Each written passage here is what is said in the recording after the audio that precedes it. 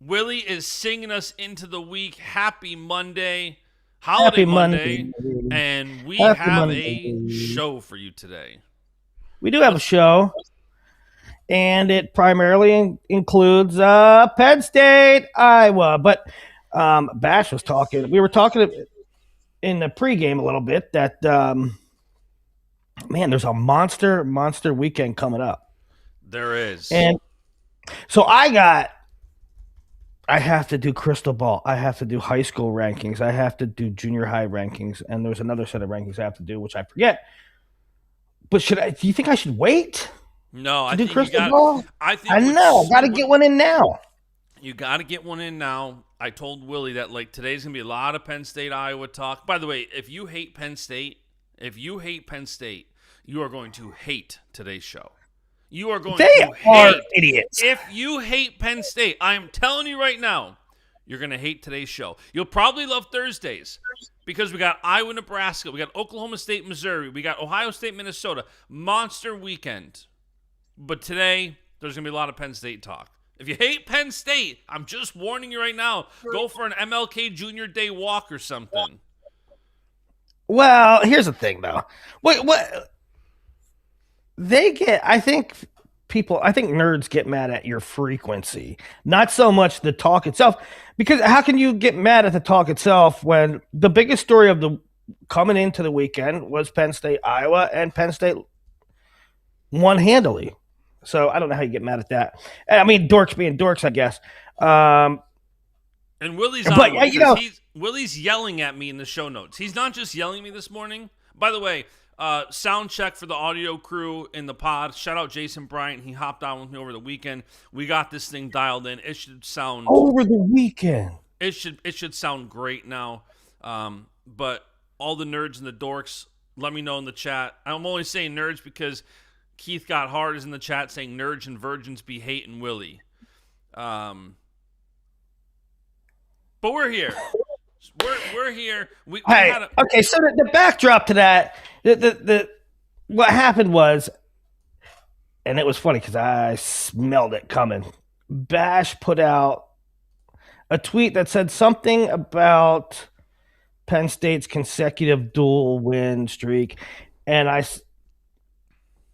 felt it in my bones. I felt it when I was typing it. That people were. Did you? I knew it because it's like people are so sick of the dominance that it's like, and anytime you talk dynasties in sports, you have people who are going to get mad because whether it's Patriots, whether it's Alabama football, like whoever it is, that people get sick of it. And I just knew when I put that tweet out that the Penn State haters were going to lose their minds. I felt like it was. I don't know which one it was because there might have been another one, but I felt like this is going to be the tipping point. This is where people are going to be like, "You're a nut hugger, Bash." But I don't know. I don't know how you don't talk about it, but I do. I don't know. Even if I wasn't a Penn State fan, which I openly admit, my relationships, my fandom, I openly admit all that. But the tweet I sent, by the way, so people who aren't on Twitter and don't get lost in this vortex, which I admire you. This was my tweet yesterday. Penn State just got its 80th straight dual win and 5th shutout of the season, beating Northwestern 51-0, the highest margin of victory this year. Nittany Lions now outscoring dual opponents 380-19, winning 84 of 90 total matches and averaging 42.2 points a duel. Sheer dominance. They're just stats as I'm looking this up. And if this was another team with that level of dominance, it'd be the same thing.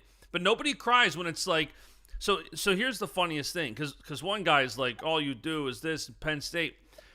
Literally the funniest thing is that the night before, I literally made a graphic that listed every single one of Bo Bassett's high level of accomplishments in high school. It said Bo Bassett gets 150th career win. 146 bonus points, 94 techs, 48 pins, 4 majors, 97% bonuses, 0 losses, 4-time Ironman champ, 4-time Super 32 champ, 3-time Powerade champ, Beast of the East champ, 2-time PIAA champ.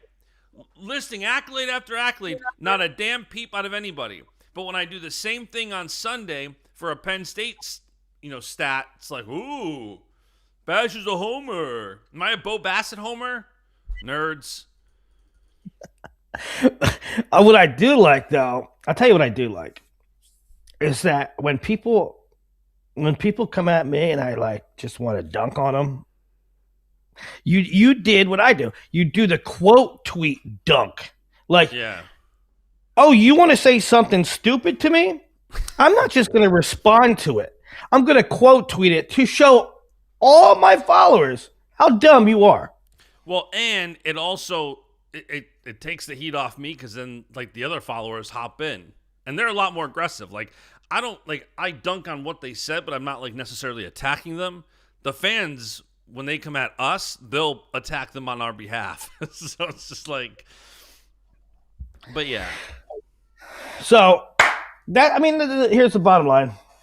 They're in the midst of a historic streak, and you got to mention it. I got over it like a long time ago, probably like 5 years ago, when I'm tweeting, Penn State is, I don't know, 80-10 in the semifinals or whatever.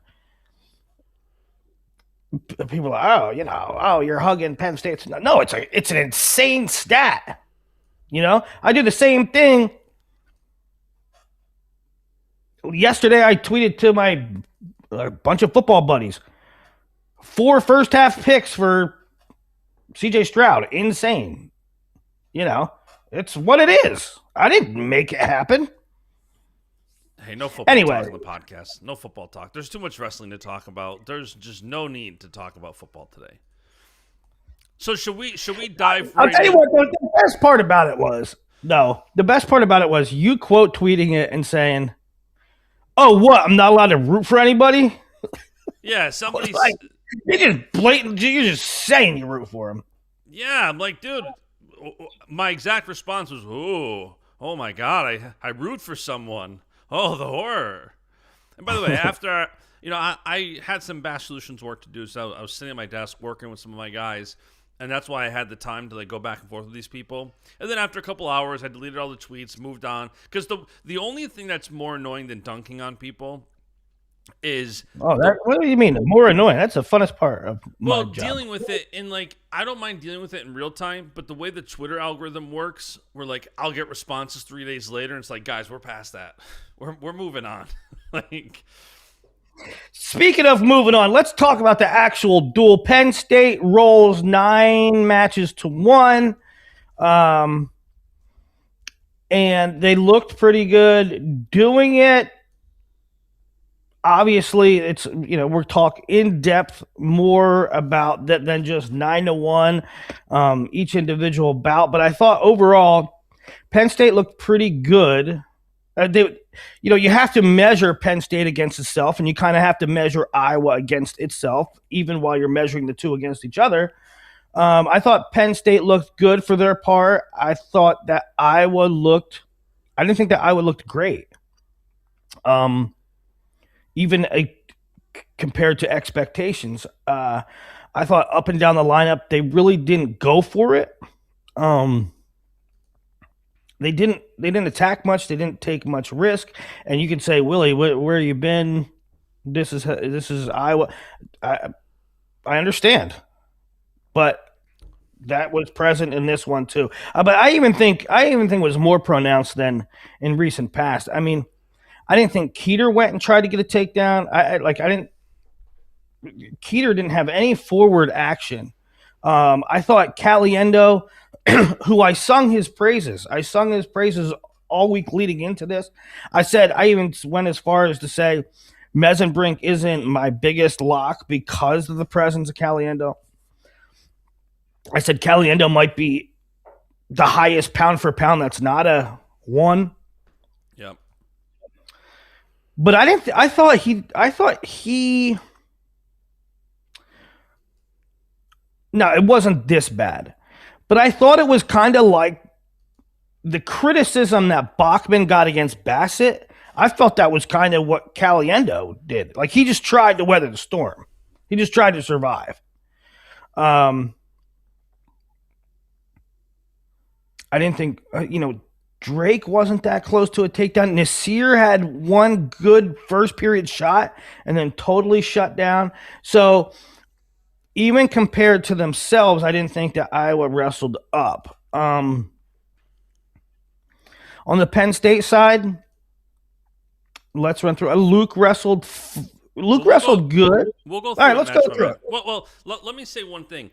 When you talk about like overarching storylines, I thought both of what's been going on with both programs was on display. Penn State has been dominating. They dominated.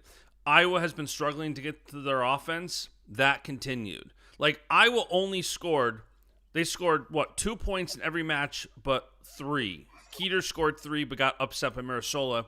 And then Block scored 4, who got majored. And Dean Peterson scored 5, who almost got majored. Block probably wrestled the best, I thought.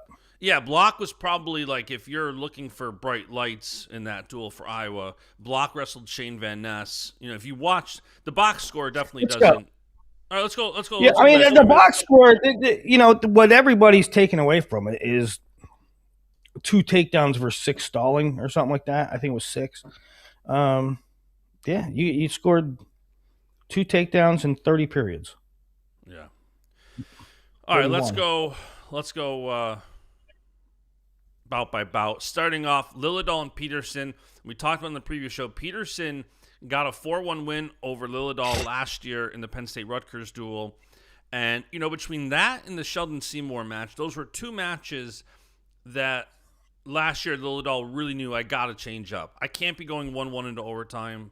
I can't be doing this. Like, I got to be getting my offense. And here you go. He goes into Carver Hawkeye, starts the duel.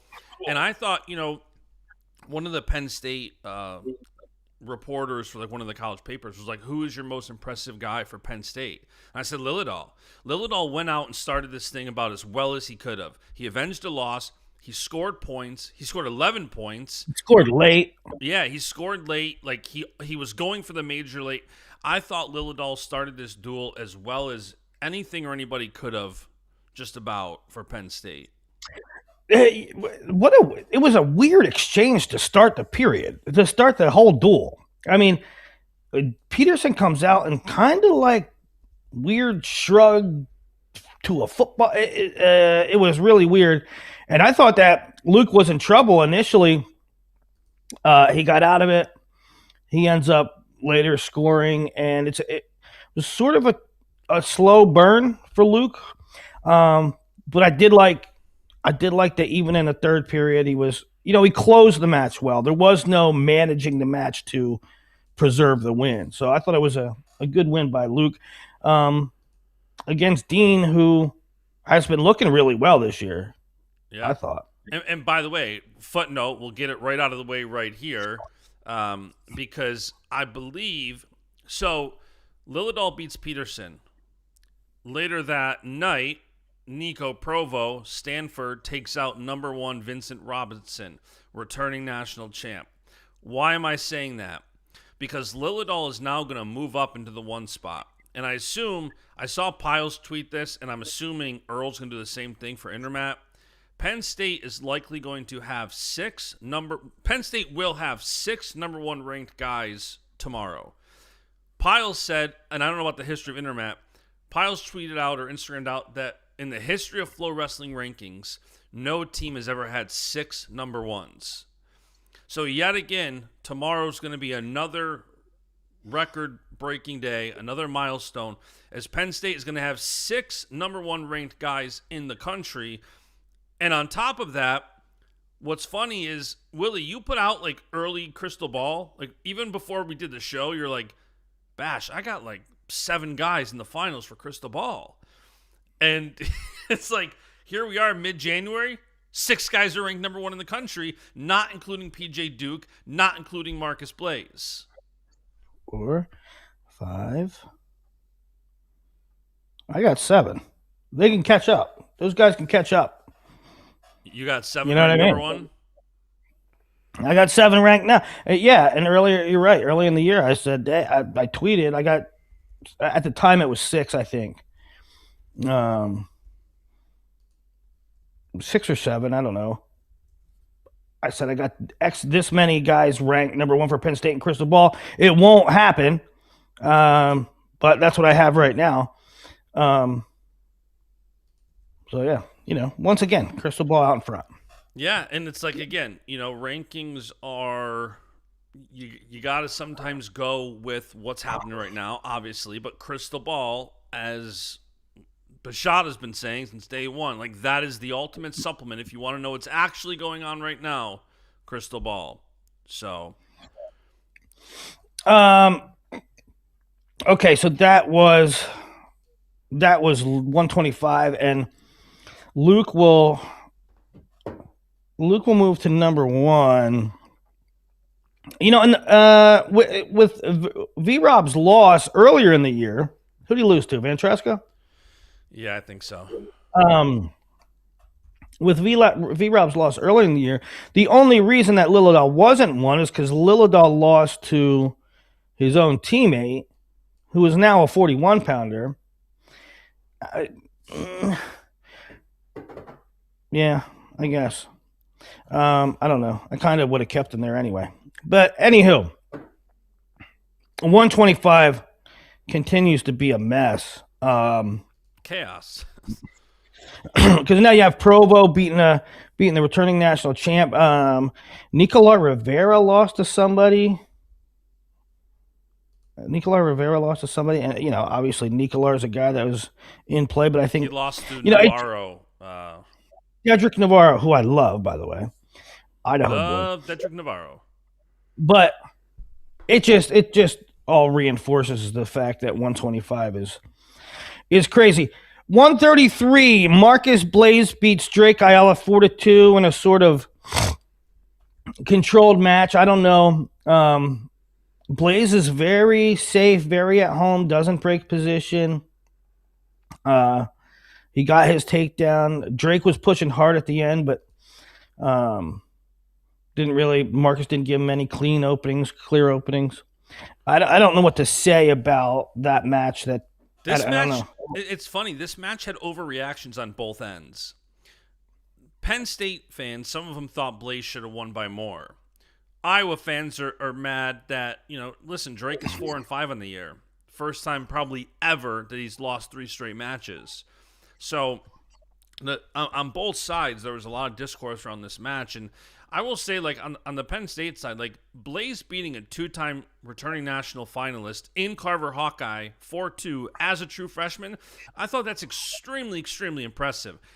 If you had the inclination that Blaze should go to Carver Hawk as a true freshman and major Drake Ayala, I don't know what the heck you're thinking. Like, to go into Carver Hawk as a true freshman and beat a 2-time returning national finalist, that is extremely impressive. I would not put any caveats on that.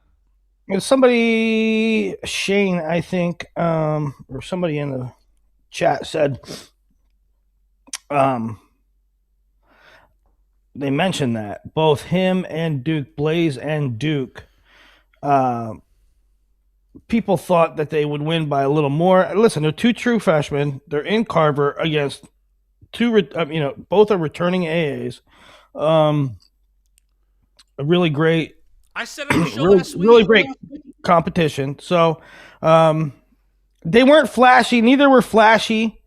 These are 2 of the best prospects that came out last year. But they got the W in Carver as true freshmen. So yeah, and I said that when we were talking about who's going to get bonus and who's not, and it's like you have, Duke and Williams, and I said, could you see him majoring him 13-4? Yeah, could he win 1-4-3-5-4? Absolutely, as a true freshman in Carver. So I thought that was a good win. Not everything is just an indicator of a box score. I mean, eyeball test. I thought, yeah. Yeah. What does it mean for Blaze? What does it mean for Drake? Blaze continues. In Crystal Ball, I like the way Crookham's wrestling. I guess we'll get to Crystal Ball later in the week, but I like the way Crookham's wrestling. I like the way Blaze is wrestling. I had them both sort of at the top, but the Crookham kind of reinforces to me that he belongs at the top. Not at the top, but among the handful of competitors. Brian Bubb in the chat is spot on. Blaze's defense is nuts. It's just Willie and I were on FaceTime for the duel. We were like debating going live, and it just didn't feel right. We're like, whatever. But I had said that, I'm like, Willie, has Blaze been taken down all year? And he's like, I don't think so. And it's like when you start talking folk style and the last time Blaze was taken down, it's kind of crazy how dominant He didn't get taken down. I don't think he got taken down in high school. Like, when I was don't the think he last got time taken Blaze down. gave up a Maybe folk style takedown? one time. Maybe one time. I think he only had one loss. I think maybe I want to say he gave up one takedown in his whole high school career, 1 or 0. And I think his only loss was to DeLuca in rideouts in a match that he didn't give up a takedown. So he doesn't give up scores. It's crazy. Yeah, so Drake, on the other hand, Drake lost to Fugit. Oh, man. Nick Costco just ruined my morning. What did he say? Sean McDermott has been fired. Oh, that's awful. brutal. Why not fire That's Bean who awful. can actually get guys in there? What are we doing? Fire Bean. Stop giving these veterans these ridiculous contracts. The problem is their wide receiver. Their wide receivers were all rejects. Curtis Samuel, he's 90. Brandon Cooks, who gave up the interception because he's a bum. That is such a dumb move. Good job, Bean, Costco. not McDermott. Now you got him off the rails. Just kidding, Costco. I love you. It's all right, because Jericho's in the chat saying, Bash, the idiot Bills fired McDermott. So it was shout out Costco for being first.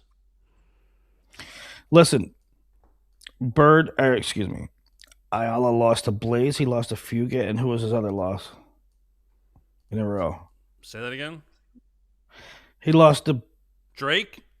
He lost to Evan Frost and Fugit Marcus Blaze. Right, and now he goes He's got Vandy, Cannon, Davino. And he might end his regular season wrestling Jax Forrest. End his regular season, yeah. All right, 141. This match was a snoozer, kind of. Nasir Bailey beats number 7. Braden Davis 3-2. It was a really nice straight single leg with authority, and you're like, Nasir's back. And that was the entire match. The third period was really boring. Braden Davis rode for a long time. He rode him out the whole entire period, right? Yeah. And so Nasir had a good first period, but kind of, I don't know, just faded, just didn't do much after that. Just tried to survive, just tried to win. And I thought it was a good first period for Nasir. I would have liked for him to finish stronger. We know how talented he is. That's what we said coming into this duel, that this was a toss-up match. I felt it was a toss-up match. It was a 1-0 match last year, and Nasir hasn't been looking good, but then Nasir comes out, first period looks great. So we're still to me, we're still on watch mode on Nasir Bailey. I thought that it was a really good first period. You go out, you get a takedown, you're assertive. Because it wasn't a takedown that he fell into. It wasn't a counter move. It was his move, his offense. He got it done. But then second and third period, he didn't do much. Yeah, and I thought, Braden Davis is still, he wrestled in an open January 4th, his first time up at 141, did not compete first semester, was not planning on competing this year, was planning on redshirting. For the third straight year. Yeah. So he should have seen it coming at this point. But, it's like, listen, if you told me Braden dropped this match 3-2, I think he's getting back into shape. He's getting back into in-season shape. And for what it's worth, Penn State doesn't get the credit for some things because they're so good, they're just expected to win. But Penn State, after a big duel Friday night, what do they do with Northwestern?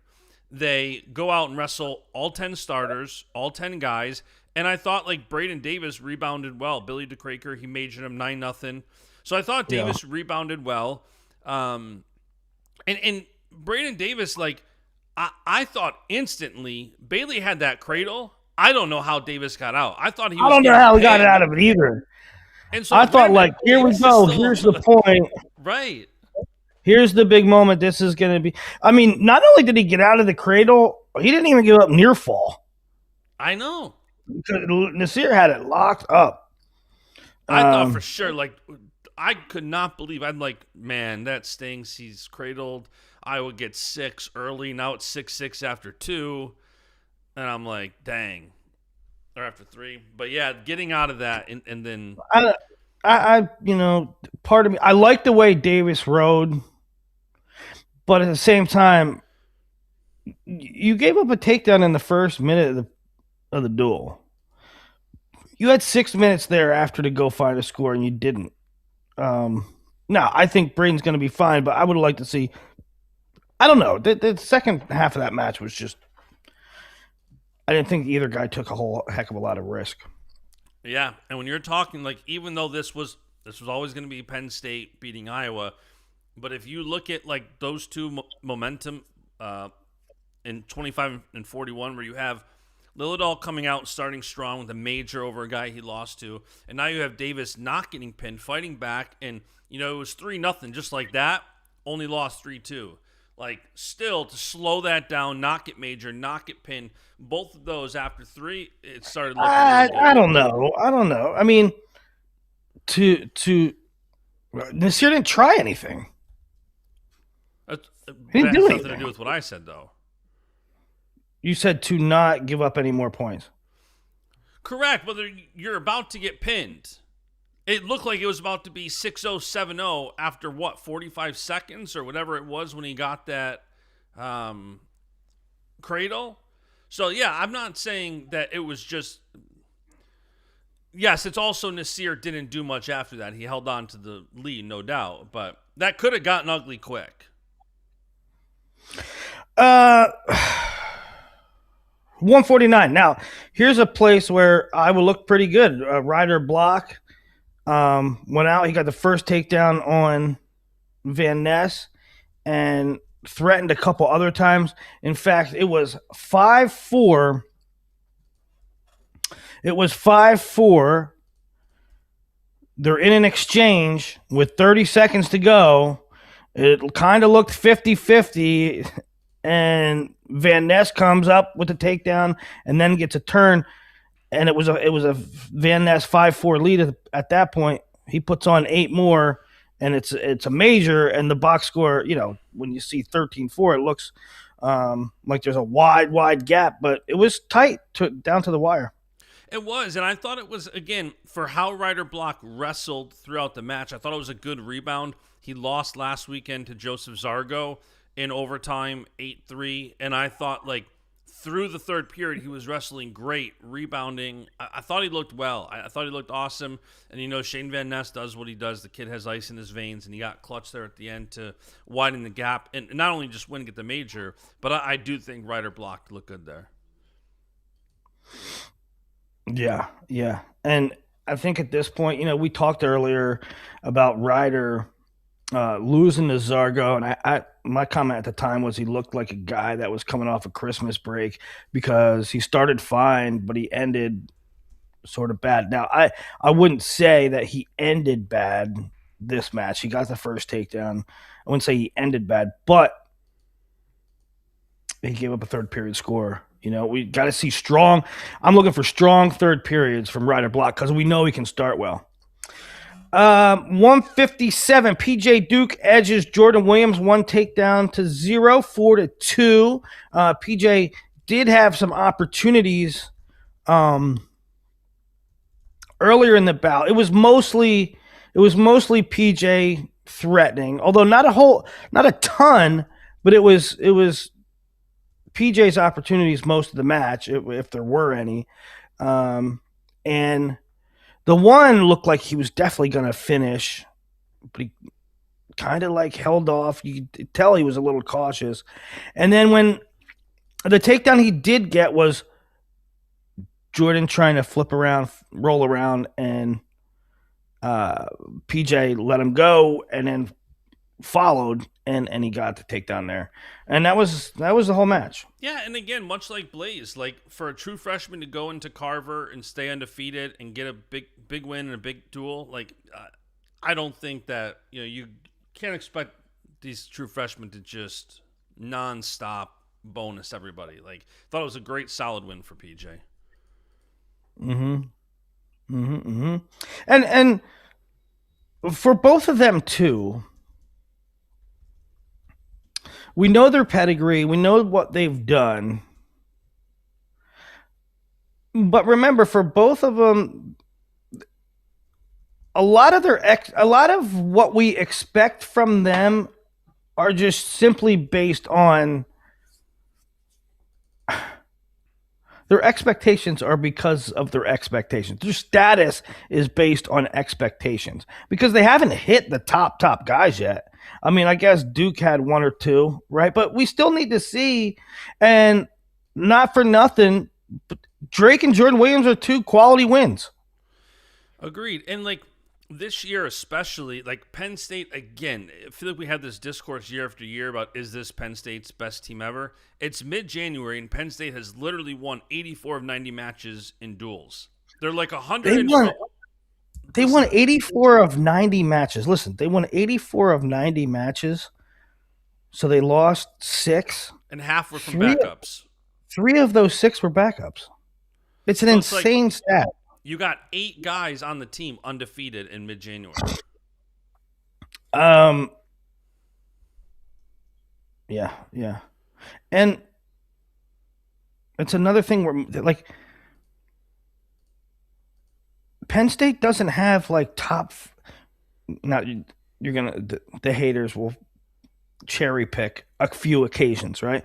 But by and large, Penn State does not have the top 5 guys that get upset, right? If Marcus Blaze were to lose a match to Drake Ayala, the world's not coming to an end. It's not a massive upset. If Mesenbrink would lose to Caliendo, it's not this earth-shattering thing. But they almost never have that. They almost never have a favorite that loses. Where every other team in the country does. Every other team in the country has an Antrell Taylor that drops a match. Or I don't know. Give me somebody from Ohio State, right? They just drop a match once in a while. I know, as a quick side note, because you brought up Antrell Taylor, I know you're the president of the Charlie fan club. That match with him and Taylor was bananas. Yeah, we can get to it. It's just impressive. Like, Penn State just, even though they wrestle as much as they do, as good of a Big Ten schedule as they do, they just very often don't have a hiccup. Mesenbrink over Caliendo. I thought that Caliendo wrestled a little different. I mean, the way he wrestled maybe forced by Mitchell, who just does not stop coming, does not stop faking, shooting. He doesn't leave you off the hook ever. And so I thought Mikey was on ice skates most of the match, off balance and cautious and reactive, as opposed to getting anything going, doing anything of his own offense. And even to the extent that the scores that Mitchell did get, he was like frustrated, where he was just diving in there. There was at least 2 occasions where he just dove. Like, there wasn't anything there. And Mikey's backing up. But Mitchell just dove in and just like, let's make something happen. And he still got the scores. So it really seems like after he took that loss to Carr over the summer, that he has just like turned it up a notch. I mean, Messenbrink this year, it's like you know, Messenbrink and Levi are like next topic NCAA favorites, and still they continue to impress. And it's just like Messenbrink. You know, we had talked last week about who would be your lock. I can't remember if it was for an NCAA title or whatever. If it's at Messenbrink or Levi, like, and it's crazy because after that Caliendo win, I mean, Messenbrink is just showing that like nobody's anywhere near him. We had done tier talk for a while with Messenbrink and how it was Messenbrink and then Caliendo in a little tier of his own and then everybody else, and now Messenbrink's like taking a lap ahead. Yeah, it makes you rethink it. That version of Messenbrink, he don't lose to anybody. Levi 4-2 over Gabe Arnold, who was in for PK, and kind of weird that PK wasn't in there. He was sort of a late scratch, a game day scratch. There wasn't any murmurs that I had heard leading, during the week that said that Patrick was not going to go, but a couple hours before the duel, it came out that he wasn't going. He wasn't, and the weirder part, though, to me, was like he was in warm-ups. Yeah. But what are you doing in warm-up? I don't know. It just made me. At first, I was like, a little banged up. I get it. No harm, no foul. I don't think he's not ducking. He's like, what? There's nothing to duck. I mean, yeah. He's gonna see him. I don't know. The only thing I can think of go through my head. But then he's in warm-ups, almost like. Yeah, well, I was thinking about going. I don't know. I don't know. Maybe I'm thinking too much about it. I've seen scenarios like this where I don't know that this is the case. I'm just saying where a guy's like just getting over the flu or getting over something, and literally up until a couple hours is trying to see if he can go. So yeah, I don't know. Yeah. I agree. I don't think it's ducking. Like Patrick Kennedy always wants to match. He's kind of like Caliendo. Caliendo just lost 6 straight. He's going out there for the 7th one. Like you're not ducking. You have nothing to lose. I love Drake. I love Drake Ayala. Like Drake's pretty impossible good not to root for. Pretty good buds with his dad, But I like Mikey Caliendo. PK is just, I don't know why he's like a personal favorite of mine. So by no means am I knocking Patrick Kennedy at all. I'm just I just reading the room. It was just odd to me that he was in. I don't know what it means. I don't think by any stretch of the imagination Patrick Kennedy wouldn't duck an Army. But I'm. And then Tom made the comment, and I didn't see this, I didn't hear it until way later. I get the their SID sends. I get an email from the SID, the box score, the recap, and some quotes from the SID release. And Eli. I saw it in my inbox, and I almost deleted it. And I said, what the hell? I'll read it. And at the very bottom, Tom says about PK, it was the right thing for him. It was the right thing for the team. I don't know what that means. Tom often says things he keeps you guessing. But I don't know. I think he's fine. We'll see, though. Yeah, and Arnold did go out there, and his body language suggested that he was wrestling just to not give up a major. Like it wasn't like I don't know. It was a weird match for Arnold the way he was wrestling. I don't know. I don't think Gabe was trying to prevent anything. Gabe wrestles like that every match. Close score. It doesn't matter if it's against the number 76 kid in America or Levi Haynes. Gabe wrestles close matches. Yeah. Not much really to take away there. Rocco over Ferrari. A lot of standing around. Although, listen, I don't want to kick Iowa when they're down. And I don't think I'm kicking them when they're down. I think the stalling. Am I wrong to say I think now Rocco Welsh wasn't the vision of Mitchell Mesenbrink in this match, but I did think the stalling was a little bit. It was on Angelo more than it was on Rocco, right? I mean, because it was boring as hell. Yeah, it was a boring match, and in part because, in my opinion, Angelo just drops to that knee, and he was on that knee. I think Piles counted like 32 times. Piles put out a count. I think he counted like 32 or 38 times. And, like, look at, not to defend Rocco, but if a guy's wrestling on one knee for 30, 40 times, there's only so much you can do. I think Askren tweeted out, like, listen, you can shoot on a guy with one knee, but it's not always the smartest thing to do. Or whatever he worded it. But Ben was on fire this weekend on Twitter. I don't know. He still has me blocked for reasons I don't know, so I can't see the tweets unless somebody sends them to me. But Angelo, like when Angelo's pressed for, like, I got to score, and he takes shots, he's so quick. He is lightning quick. He did, like, attempt something once or twice, and it was like a half thing, but he was quick as hell. I was like right. I was like, damn, do that more, dude.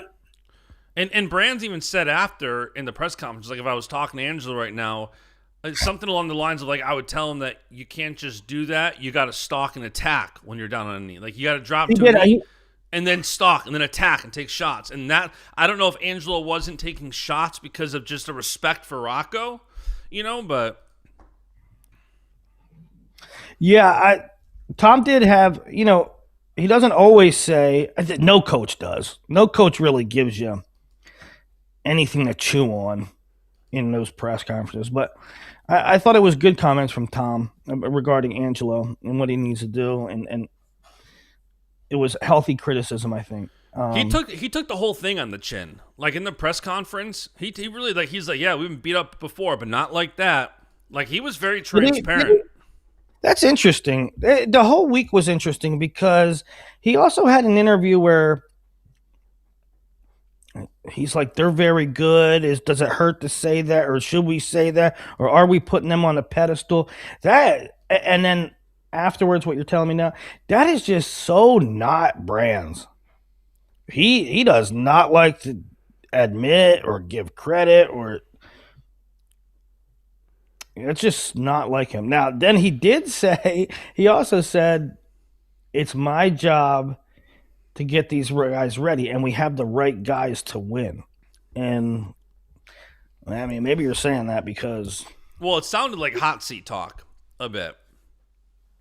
I don't know if they would ever get rid of Brands. I truly don't. I had a lot of text fans and all different... Well, listen, every time... I'm not saying that they should or shouldn't. I'm not saying that's not my job. But every time there's a gray cloud that passes, is this a gray cloud passing? This was their worst loss since 1966. Yeah, but it's... And by the way, like, you want to talk about a gray cloud passing, two of their next three... WrestleStat predicts they lose two of their next three duels. They've got Nebraska this weekend, they've got Minnesota the following, and then Ohio State. And if you look at the WrestleStat... it could very well be the worst stretch in dual meets in Iowa ever. It could. Here's what WrestleStat... And again, who cares? This isn't like whatever, but it's just based on their data. WrestleStat has Nebraska over Iowa 20-12. Iowa over Minnesota 16-15. Ohio State over Iowa 17-15. So they've got Iowa losing two, and the one they win is a 1-point dual victory over Minnesota. Well, so two things. WrestleStat isn't always perfect, and the predictions don't always come accurate. But even Iowa to be in the position to Correct. lose a duel 9-1, and then be projected to win to be in jeopardy for the next three is unprecedented. And in particular,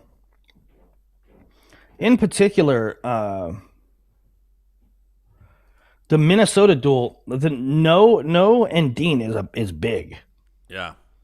and of those three,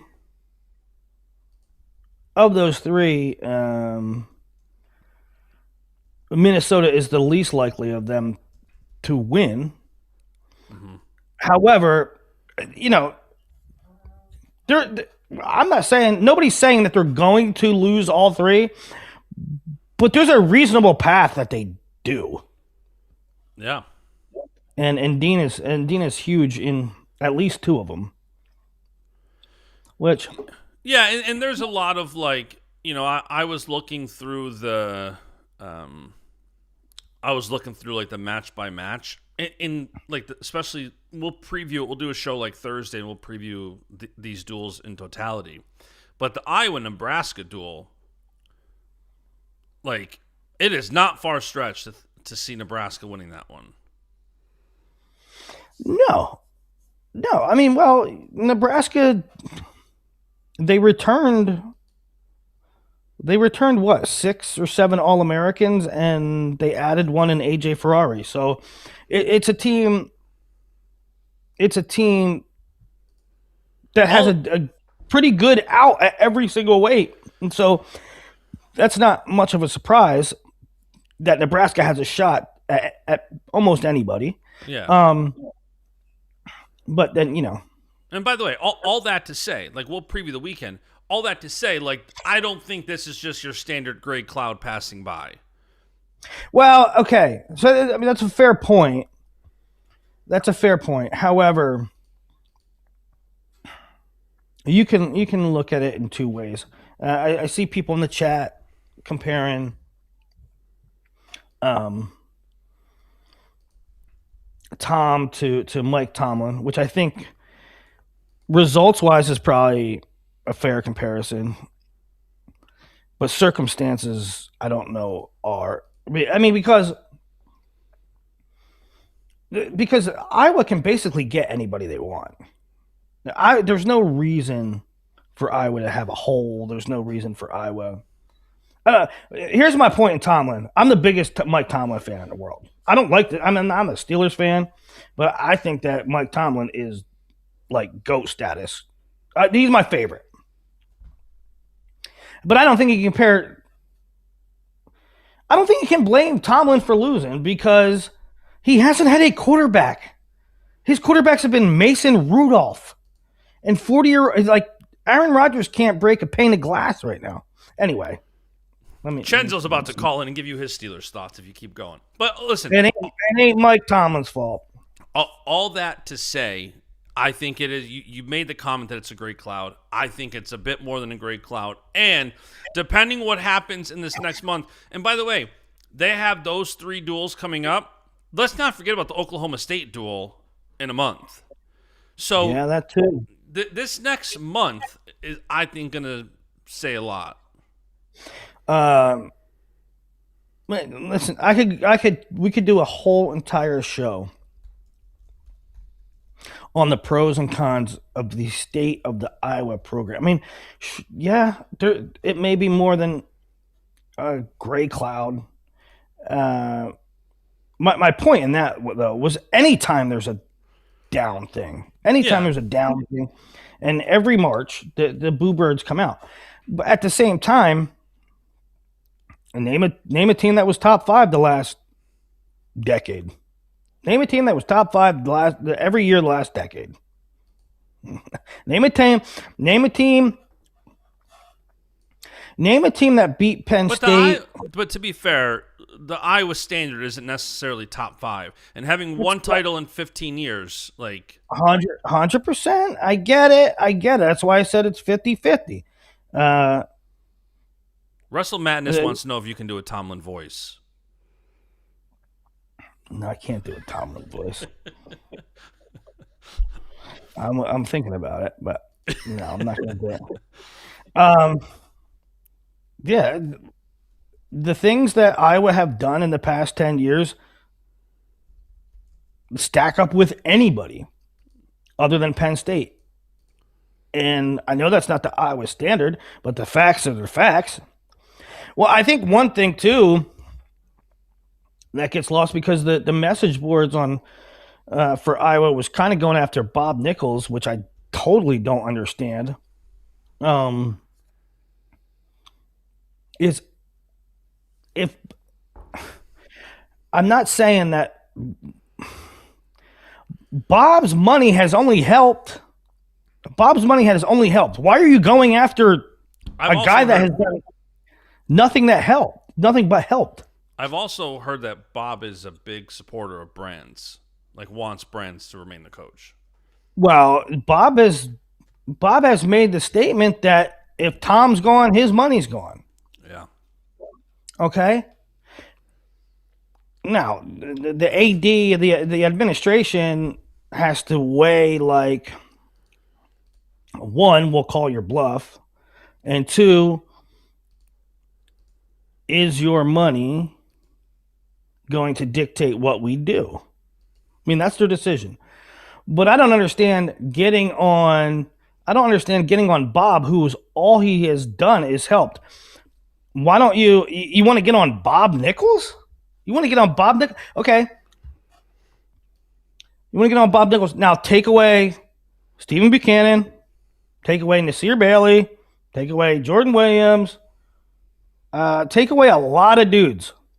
I mean, do you think they just got the Bachmans and the Kennys and Borg without Bob Nichols? Because I'll tell you right now, if it wasn't for Bob Nichols, those guys won't be going there. I'll tell you that right now. So I don't understand you getting on Bob. Now, I know your theories. Your theories are that Bob is prescribing some of these things. That Bob is saying, this guy, we're getting this guy, we're not taking that guy, we're getting rid of this guy, we're taking this guy. I don't know that that's necessarily true. And even if it is, on how many occasions does that have anything to do with anything? Anyway, yeah, I can talk about this all day. That was a long way away from Rocco beating Angelo. Yeah. How do we get it? I here's another thing with the Angelo thing that I'm a little. It's disappointing on a bunch of levels, like that match, because if you're gonna be the man, if you're gonna be I'm gonna be a 4-timer, I'm the face of the program, I'll challenge anybody, any day, anytime. And I'm not just picking on Angelo here, because what I'm saying is that the match and his approach to the match was very indicative of the climate of a lot of wrestlers. Big match, top match, who's the best, and you go out there and you didn't even really try. You played it safe the whole time. These guys and this mantra, and wrestling is a very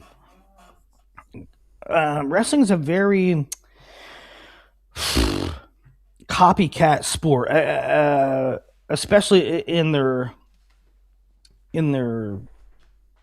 talk. If everybody says go out and dominate, go out and score points, you're full of shit. You don't do that. Who goes out and tries to dominate? Not a lot of guys. Against number 17, they go out and they go crazy. Against number 6, really close. Don't take a lot of risk. Do you think that Angelo's loss here will force him to think about opening up? Like, he's going to have some big individual matchups coming up in the regular season, but then thinking about the Big Ten tournament, like, assume you're going to have potentially Rocco up top and then Max and Angelo on the bottom side. Angelo's now going to have potentially Max in the semis and then in the finals a rematch with Rocco. Yeah, no, I don't know. I can't predict if any of these guys will change things up, because if I don't understand why they do it in the first place. I don't understand why they do it in the first place. To me, and I was never as good as these guys, obviously, but to me, wrestling was about going out and moving a guy around, and every second of every millisecond of a wrestling match is about me trying to find a leg, me trying to find an angle, me trying to score. I'm trying to score. And these guys are not wired that way. I mean, to me, that was the fun. That's why I did it. Yeah. And I'm not just picking on Angelo Ferrari and Rocco Welsh and Micanelli and these guys. Well, by the way, like, because it's almost the entire 330-man field. They all, I don't know. They don't. It's a different breed.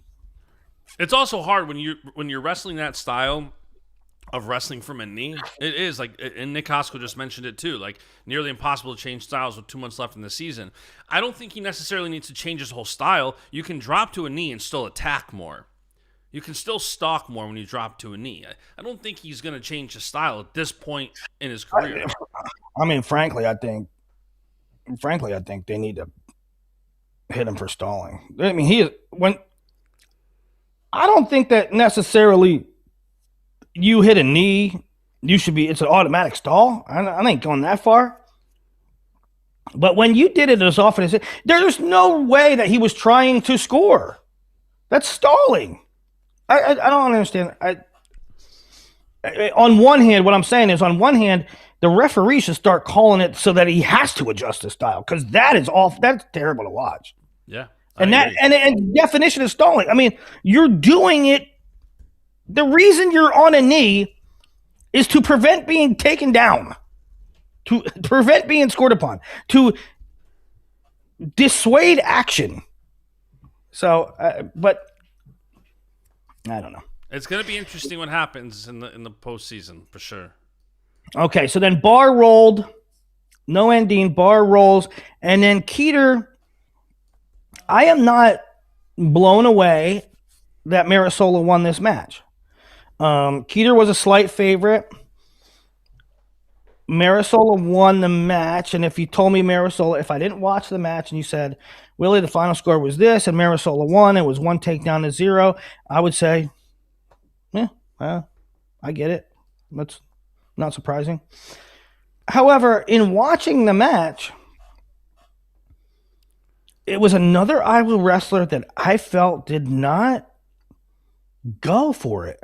I didn't feel like Ben went for it. I didn't feel like Ben dictated anything. I didn't feel like he threatened. And it being the last match, you kind of replay the entire duel in your head, and you're like, you know what? None of them did. Nobody on Iowa kind of looked to be like forceful, to be the aggressor, to really look for stuff. I mean, that's the thing with Angelo Rocco too. Like, Rocco didn't light the world on fire, but it looked like he was trying to get to a point. It looked like he was trying to figure out a puzzle. It looked like he was trying to find something. Yeah. Where Angelo just looked like, I'm going to sit here. You know? And that was, I think, the frustrating part of the entire Iowa performances. They just didn't go. By the way, seize it. Go get it. Pirate tweeted out last night that Kueter now needs to go 6-1 the rest of the season to earn an allocation. And he's got a gauntlet coming up. He's got Ferrari Yeah, no. this weekend, Coy Hopke the next weekend, and then Nick Feldman after that. And then 2 weeks after that, Tay Gadiali. And then 2 weeks after that, the following week, Connor Doucette. So, by the way, like, as much talk about, and I understand Kueter, I will say that Cole Mirasola lately has been looking good. For a guy who's especially undersized at heavyweight, I thought, Yeah. he's looked good this past month. They said he weighed in at like 226 maybe or something like that. And that's really, it's on the low end. I get in debates all the time on message boards about size of heavyweights. And You get in debates on message boards? well, knuckleheads want to say, oh, the gap between 197 and 285 is 90 pounds. How can they have 90 pounds? Oh, how do they expect a guy to wrestle somebody else that's 90 pounds heavier? Dinkus. They're not wrestling guys that are 90 pounds heavier. There's not a 198 pounder wrestling a guy that's 285. They're all about, every single one of them's 240 to 260. All right? Which is pretty much minuscule. Mirasola's very light. Yeah. I do think, though, he's looked great this past month. He took that 10-4 loss to Christian Carroll, and then he got a pin. He put up 20 points. He beat Hunter Kaka. He beat Kueter. He got a tech 19, 20 points yesterday. So I do think for an undersized heavyweight, he's doing good. Yeah, and for a guy that's on the lighter end, I think matches help. Absolutely. Remember, he's in his first year of starting, so I believe that. I mean, it's not a radical idea. I believe that a guy that's in his first year of starting is going to figure a lot of things out in the course of his first year of starting. Hey Willie, I got a quick question for you. I tweeted this out over the weekend. I'm curious your take. Iowa, as you know, has had a finalist at NCAAs for the past 35 years. Do you think that continues this year? They've had a finalist for 35 years. That's insane, first of all. For 35 straight years, Iowa has had an NCAA finalist. Do you think that streak continues this year? No. You think this is the end of it? It's tough because you got Drake, who's been there twice. You got Caliendo. You've got Angelo Ferrari. Like, you've got a good shot at getting a finalist, but between how they're wrestling and how the seeds are going to end up, it is an interesting. It's not a surefire yes. I also don't think it's a surefire no. I mean, Caliendo and Ferrari clearly in the mix for that. Yeah. I mean, I would say yes. I would say one of them. I'd say one of them makes it. Now, I don't know who the hell's beating Caliendo. Potentially Lockett. We'll see how that goes into February. D. Yeah.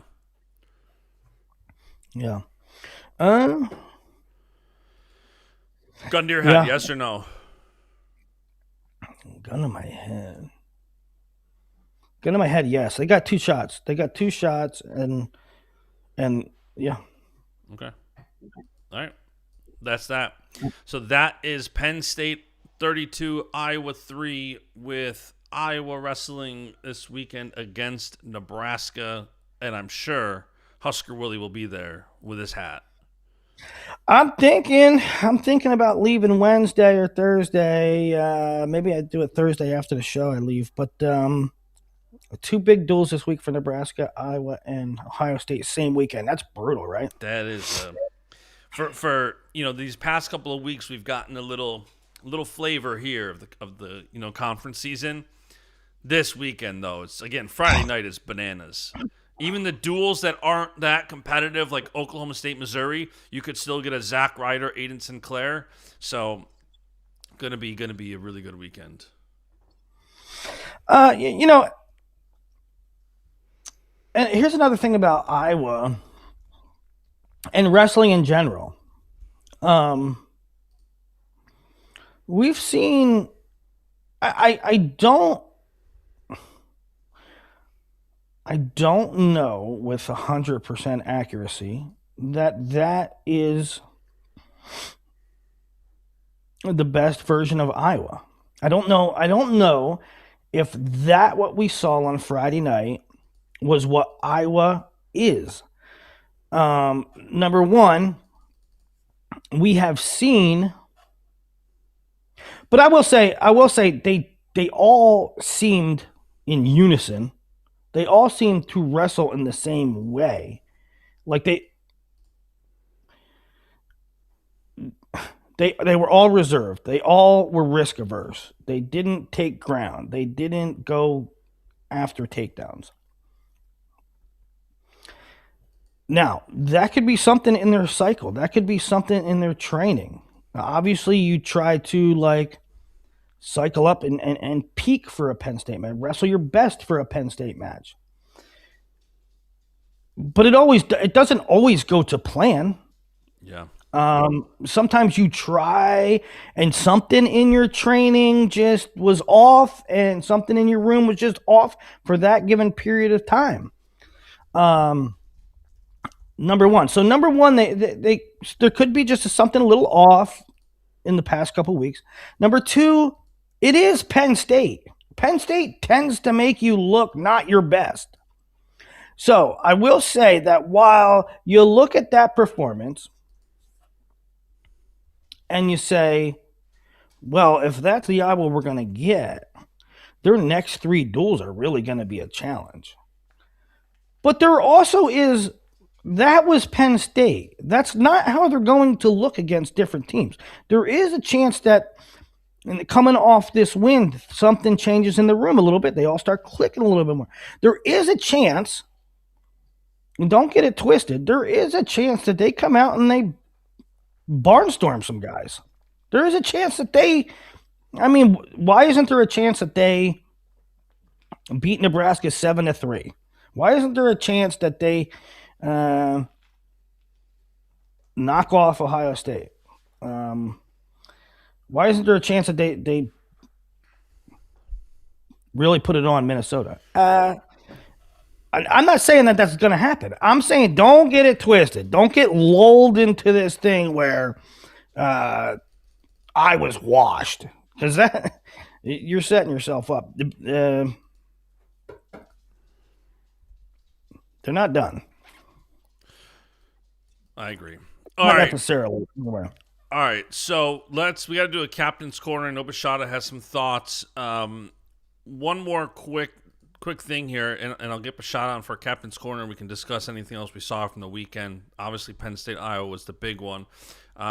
Another big point from the weekend, Jax Forrest wrestles in the Cyclone Open, goes tech pin, and then beats Ortega 4-0 in the finals. And, there's a lot of confusion and back and forth around, he wrestled attached. I believe Pirates said you can't wrestle unattached in your first semester or something. I don't know. All that to say, I don't really care about the technicalities. If Jax is going to an Open and getting 4 matches in the middle of January, I think it's for the postseason. I think it's for college prep. I think it's for RPI. I think if Jax Forrest is wrestling in an Open tournament in mid-January on a weekend Oklahoma State does not have a duel, I think that says to me he's going in the postseason. I keep looking for that clip. I don't clip videos. I don't go the extra mile when it comes to like, because you're playing Halo. Social media. It's like, but I really want, and somebody in the chat, you can send it to me and we can be best friends. I'll send you a t-shirt. What do you want? We'll find it. This is what I want. I want the Joe Pesci clip made into a GIF from My Cousin Vinny, where he finally proves it, and he's in the courtroom, and he goes like this.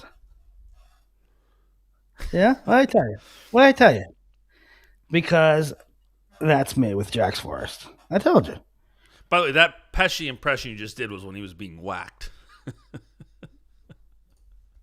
No. where he just walks in and he's like, Somebody get it to me. Um, And not okay. not Goodfellas. My cousin Vinny. My cousin Vinny.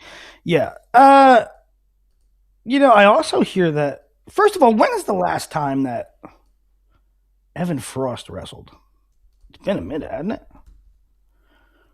WrestleStat, Evan Frost. WrestleStat, Evan Frost. He wrestled last weekend. He did. He beat Tristan Doherty of North Dakota State. And that was his first match in 20 days, though. Okay, so he's healthy. I think Iowa State is hopeful that Ortega can wrestle next year. Definitely can't wrestle this year, but maybe next year.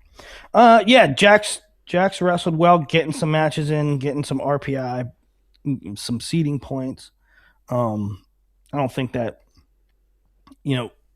with upcoming duels, and who he has specifically, he get Drake.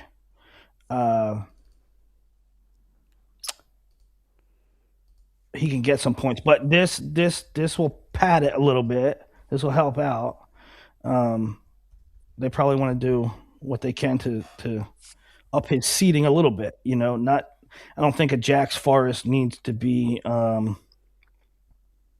number 3 seed to get the job done, but it probably helps if there's a little separation, right? Yeah. All right, we got to get some intro music for the Captain's Corner. I need to get like a little theme song. When they play like a song. Dr. Don wears PSU sweatshirt. That's a beautiful sweatshirt. And the hat. He's all fitted out. Listen, he's just an alumni. His daughter went to the school. That doesn't make Don an alumni. Or wow. The bill says differently. Yeah. Listen, Don's daughters went to 3 big universities. Only one has wrestling. So, Penn State, Alabama. What was the other one? Miami playing in the championship game tonight. He's switching to his Miami football sweatshirt in a little bit. It sucks too. I definitely wait. Why don't you bankroll the Crimson Tide?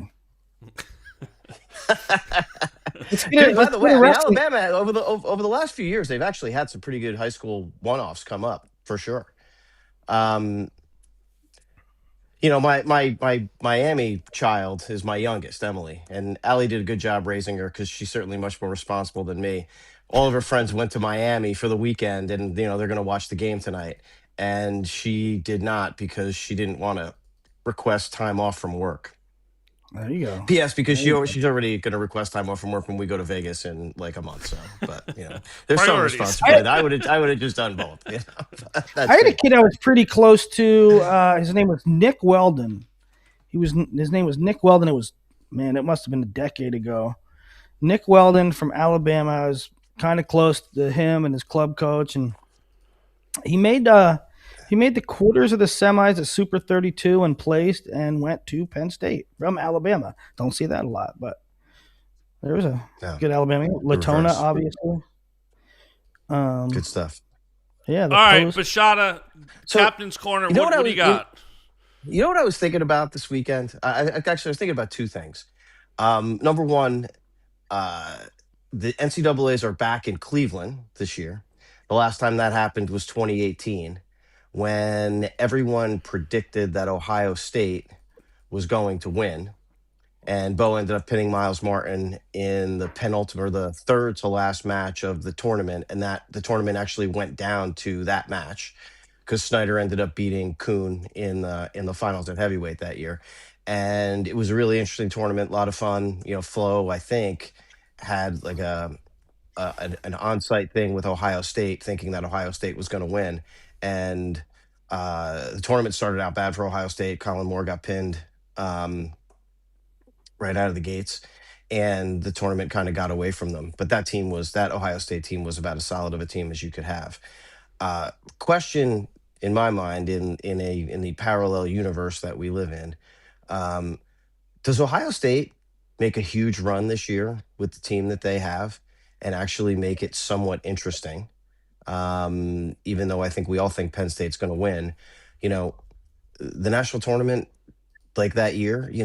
A freak thing happens here or there, and Will, I think you were right earlier. Those things seemingly don't happen to the Penn State kids, but Ohio State is really good, Yeah. and they are a really good tournament team because Ben DeVino is going to put up a lot of bonus points. Jesse Mendez is going to put up a lot of bonus points. Buzakis is Has the like ability.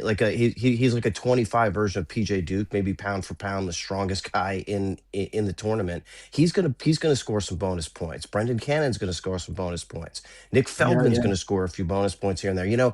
That while we're looking at the gap being significant now, I'm really interested to see this duel on the 13th. But I don't think that it's not that I don't anoint Penn State because I think they're going to win, but to think that it's going to be a runaway, we have to see how Ohio State performs, because if they perform the way they performed the first weekend of the year at national duels, I think we're going to have at least some minimal intrigue into the team title.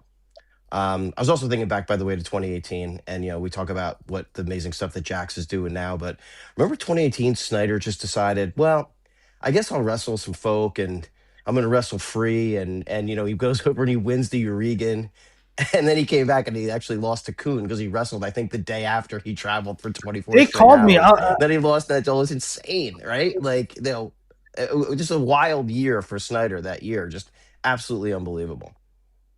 But 18 was a lot of fun. They called me. I don't know if it was Tom Ryan or I don't know who on the staff called me. I'll never forget. I was at the Southern Scuffle, and it was late. It was real late at night, like 10, 11 o'clock at night. And they called me, and they were like, Willie, write a story. Kyle Snyder's going to wrestle. And I'm like, this year? And they're like, yeah. And I'm like, at 97? No, heavyweight. Heavyweight? Like, this year? At heavyweight? At NCAA? And the title, you'd probably still find it if you search it. It's like, the title I made is Kyle Snyder is going to wrestle at heavyweight this year. That was the title. That was kind of wild. Yeah, it was a wild scene, and that tournament. I mean, it was a lot of fun in Cleveland. Bash. Remember, we had just one of the more lights out times Epic I think tournament. we ever had at an NCAA event. Remember, Siebert left early. Yeah. And we were breaking his balls afterwards. But I mean, that was the last great close, down to the wire nail biter NCAA tournament we've had. And now we're back in Cleveland, and maybe we could run it back a little bit. Hopefully the results the same. Interesting. There's only really been two in the last like 15-ish, 20 years, right? That there was 11 and 18. Was 11 the Okie State year? No, that was the Cornell year. Cornell looked like they had done it, and then just had a horrible semifinal round. Penn State had a great semifinal round and ended up winning it in a nail biter. There was one year where Okie State might have been the favorites going in. There was an Okie State year where they didn't get it done, but they were supposed to or could have or something like that. I don't remember what year it was, but yeah, they're always fun. Remember, Iowa had it locked up the year they won. They had it locked up early, but then the third day, like Penn State tightened it up. Like they couldn't catch them. Yeah. It got tightened up.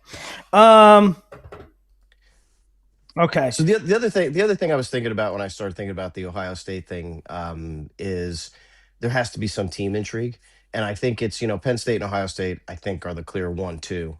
Iowa without Dean and the way things are going, I don't think is a clear 3. But I think you've got like 4 or 5 teams that are all put in the like 4 to 5 All-American range that can take that third place trophy. Like Cornell is a sneaky good tournament team because you're going to get a lot of bonus points from Joy and from Shapiro.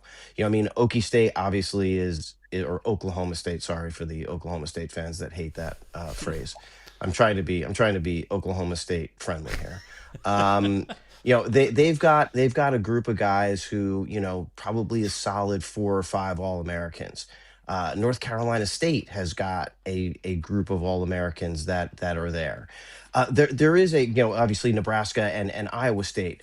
There is going to be this, I think, at least, I hope there's this intrigue fight for third place, because there's, again, 4 or 5 teams that I think, if they have a really good tournament, kind of separate themselves to a degree. But I think you're going to have like that group fighting for third place that will be a really, really interesting fight for the Yeah. I bronze think medal. you're 100% right. I think there's a group there. I think there's a group there that on their best day has like 7 or 8 All-American contenders. But the way the NCAA tournament shakes out a lot is that all of them end up with 5. They pick each other off a little bit, and you end up with 3 or 4 teams that have 5 AAs, and it's a real race for 3, 4. Those are always fun years. Nebraska was in that situation last year, but everything went right for them. For most teams not named Penn State, at the national tournament, not everything goes right. Not everything is best case scenario. And so that's probably what you're looking at. I think let's talk Cowboy Don. I think Oklahoma State was in that category too last year. Everything went right for them. Yeah. Let's talk a little bit about other results. Let's take it from Friday. Brown over Presbyterian. North Dakota State Bucknell. Lock Haven beat Brown. Lock Haven beat North Dakota State. Drexel over Binghamton. George Mason over Bloomsburg. Chattanooga over Gardner-Webb. Cornell beat Army 25-13. Purdue beat Maryland 28-11. Braxton Brown over Blake Borman. Blake Borman later in the weekend beat Dylan Shawver. Carter Young got a win. Illinois beat Michigan State 31-12. Pitt over West Virginia 17-15. Maxwell over Rune Lawrence there 4-1. Michigan beat Rutgers 21-12. There's still no Olivieri. Mason Gibson wrestled 41. Ragusan beat him 6-4. Not sure where Olivieri is. Pinto having a rough one. He lost to Mantanona 11-3 on Friday, and then Sunday he lost to Brody Bauman, who Brody Bauman's a tough cookie.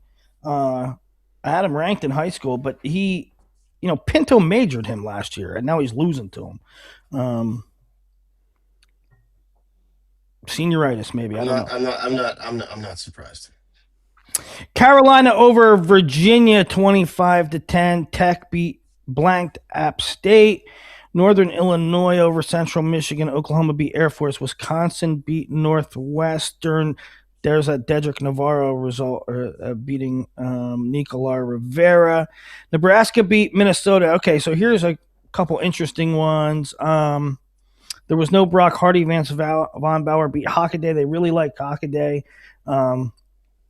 Hockaday was like a third in everything last year. He was like third in Ironman, third at Fargo, third at Super 32. He's right there. He's pretty good prospect. He was hurt for a long, long time. Had to have surgery, and now he's just back, and they like his work ethic, and they just want to get him a match. Wrestled decently against Von Bauer, 7-2. Von Bauer wins. Drew Roberts beating Cade Zinkin 5-3. And here's the one everybody wants to talk about. Antrell Taylor over Charlie Millard. Millard kind of very much like Jake Hockaday. He was right there at these major tournaments his senior year of high school. Second, third, fourth, at every major event, showed a lot of promise. A really great prospect. But, he didn't have the shine of he didn't have this neon flashing lights like a Sergio Vega or I don't know, anybody that takes second and third at everything. So he has Antrell on the ropes. Antrell, not to take away anything from Charlie, but Antrell he didn't look very inspired most of the match. Um, and then it gets late, and Millard has a lead, and Antrell starts coming like a bat out of hell. It looked like he finally, like the light bulb went on. And he has one of those moments where it's like, it was so dramatic because he gets a reversal and then immediately cuts him, and the lead's like 2 or 3. And he has one of those moments where there's about 30 seconds to go, and he comes with a great shot, and he almost gets a takedown, but like Millard defends it, and almost for a second it looks like Millard's going to get the takedown. So you kind of like inhaled, and then it wasn't going to be a dramatic takedown, and you exhaled, but then they wrestled through the position, and Antrell comes up on top and pancakes him, and it was like insane. Especially for a freshman versus a reigning national champ, especially in a duel where if Millard gets that win, they really got Nebraska in trouble. It was just very dramatic, the whole thing. It was a great match, for sure. And I think Millard's going to be a guy that, again, freshman, he's going to be in the mix a lot. I don't think it wasn't just one of those fluke matches where he had somebody on the ropes, but it was any given night situation. Millard's going to be a podium contender for sure, and maybe higher than a high podium position. LJ Raju over Andrew Sparks, Minto over Riddle. Mickinelli beat Silas with a takedown of OT. Yeah, McDaniel 7-2. Ferrari beat Hopke on a riding time point. South Dakota State over Utah Valley. Oregon State over Bakersfield. NC State edged Stanford 21-20. Great effort by Stanford. Came up just short, and that's without their guys that are hurt. Provo beat V-Rob. Coy Biskins majored Aiden Valencia. Cardenas won. Denny over Parco. Singleton over Guffey. Angelo Posada with a fall over Patrick Brophy. So that was everything from Friday. What is the chat saying? What's your take on Van D? 1-0 over a guy who was 1-6. Kind of interesting. Yeah. Not a lot happened in that. That match was pretty boring. Yeah, I don't know. And prior to that, I think I said on last week's show that Van D has been really good. I don't know. He was never threatened in the match. I don't know. I don't know what to make of it. He seems to run kind of hot and cold. He does. As everyone does, long season. What else we got, boys? Cyclone Open, Tony Cassiope entering. Didn't see that. Yeah, comment. that was interesting, wasn't it? I'd like to see more of it. Maybe he's like getting some matches in, blowing his lungs out maybe he's thinking it's best for his freestyle season. Maybe he's gonna have a upcoming match at RAF. I don't know. It's cool though. Hell, the guy likes to wrestle. I like to watch former ex-college guys. Where's Jack's going in Crystal Ball? I want to know the preview. I want to know the thoughts after the weekend. He's going 3. I think he's going 3 or 4. I'm not moving Blaze or Crookham. All right, give us your top 8. Do your All-Americans at 133. Oh, it's such a great weight class, man. It really is. The top 4, and I have to think about this, but don't question me on order right now. My top 4 are going to be Blaze, Bird, Crookham, and Jax in some order. I will not pick Crookham to take less than 3rd. I'm not doing that right now. And then Davino is definitely 5. And then the next group is Drake, Frost, Fugit, Van D, Larkin, Knox. Serrano's wrestling. And I'm kind of following. Serrano has wrestled really well the last 2 regular seasons. And I really think he can. He has the ability to AA. But I don't want to say I got fooled by it last year, but how about Tyler Ferrari? I thought he was a dude, and he only went 1 and 2 at NCAA, so maybe it was just an off year. I don't know. Tyler Ferrari not going to sneak in there? I don't know. I mean, maybe he won't be. It's so deep now. It's so deep. It's wild. That's part of my thinking on the teams for like the third place teams. I look at it, and a lot of them have a really good 33 and a really good 57, and then I start to be like, all right, are they a guaranteed All-American here? And it's like, man, like those there's 2 not a whole weights lot are of so guarantees. damn deep. There's not. You've got a couple of guys, and it's like on these teams, you're right. It slides between, like, if they have a perfect tournament, maybe it's 6 or 7 All-Americans. If they have an off tournament, it's 3. And you've got this middle ground that, could end up, and that's again, making that third place such an for the interesting podium race. teams. For the podium teams, right? It's let's say somebody has, let's say, I don't know, Van D or Ayala or even Divino. Let's just say one of those guys who are on a team that's going to be podium contenders. Let's say they have a tough quarterfinal loss. They drop down, and now they're going to get a guy like Tyler Knox or Kyler Larkin or Tyler Ferrara. And you just don't know. Their mojo ain't going, and now all of a sudden, one of these guys is not an All-American. That's how the NCAA tournament goes. Let's get a little bit some other Saturday weekend stuff. Citadel over Campbell, Ryder over Citadel. Lehigh beat Navy 20-15.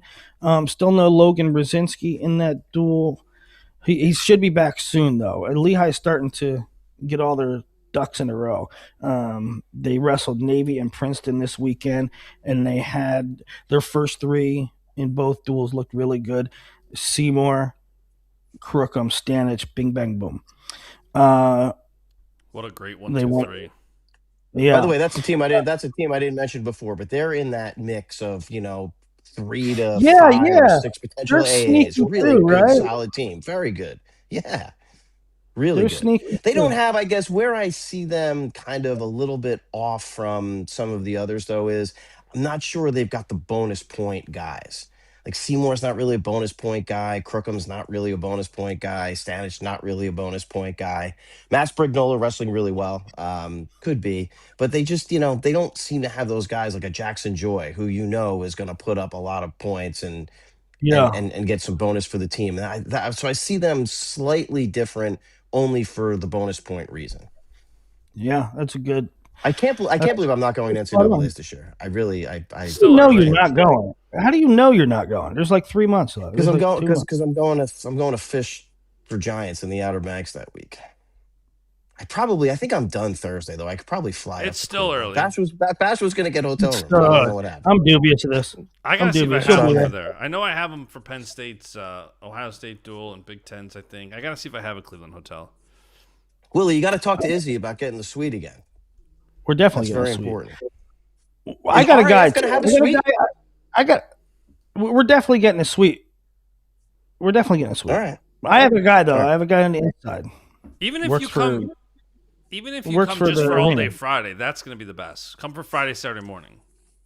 I think I could probably fly from the Outer Banks. Maybe I'll fly from the Outer Banks to Cleveland, and then I'll just fly home from there. That could work.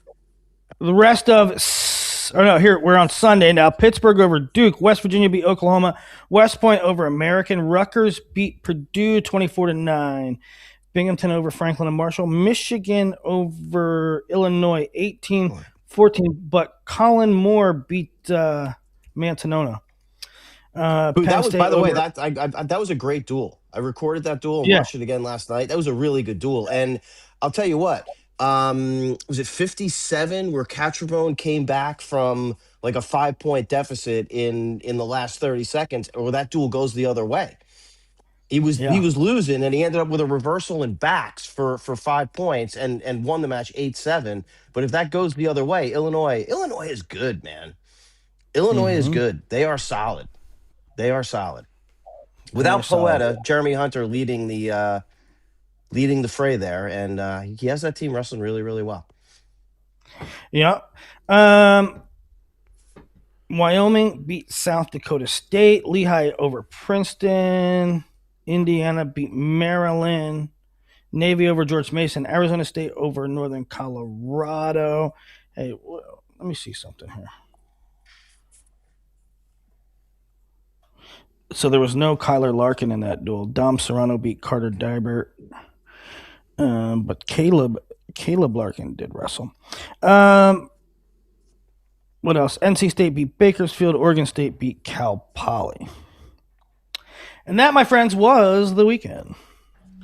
It was a fun weekend, and this weekend's going to be a banger. Don, I don't know if you heard what we were talking about when started the show, but the number of, like, Friday night is just a clear your schedule type of night. You got a triple header on Big Ten Network, and then it's just, I mean, you got Penn State on, you got Minnesota, Ohio State, you got NC State, North Carolina, you got Virginia Tech, Stanford, obviously the big ones. You got Minnesota, Ohio State, Iowa, Nebraska. Like, Friday night is just going to be awesome. I don't know what Saturday, Yeah. Sunday look like yet, but Friday is going to be awesome night of wrestling. Every year, Minnesota, they don't get talked about like pretty much at all. And every year, man, they just have, I forget what Sparks calls them, but like lunch pail guys. And Willie, by the way, you said earlier, why do you like PK as a personal favorite? Because you're from Easton, and PK is like a 11, just a Yeah, tough blue collar kid, like the kid you grew up yeah, around. That's I love him for that reason too. I mean, I just think yeah. but Minnesota, again, they don't get enough hype. By the way, the absolute nicest crew neck sweatshirt in the game is that whatever scarlet color or that purple color with the gold on it. Like the fans were wearing them. Like, man, that just it's a great looking piece. I love the color, but they have just a really good group. I mean, imagine if Robodo actually hadn't flipped his commitment and he was there. It Um, was, you know what? It was so like they're solid, double man. They're solid every double year. edged sword. Double edged sword about that. It's like when I talk to people and I've talked about the Roboto thing. It was like, he wrestled in our room since he was in sixth grade, and he just wanted to see something new. So it was like, you Interesting. know, it was the good side of it is this guy's ultra familiar, and you have the in with him because he's right there. The downside of it was he was kind of over it, right? He just wanted to see something new, and you can't blame the guy. I saw something on YouTube. I don't know if you guys have seen this interview, but there was a Mitchell Messenbrink clip that popped up on my YouTube yesterday. And it was him saying that his mom told him that he should go to Penn State. Have you guys seen this clip? I It, think it- it's so. kind of No. interesting. So it's like an interview right after maybe his freshman year or maybe last year. And he said, my mom said I should go to Penn State because if I didn't, I would always think of what could have been.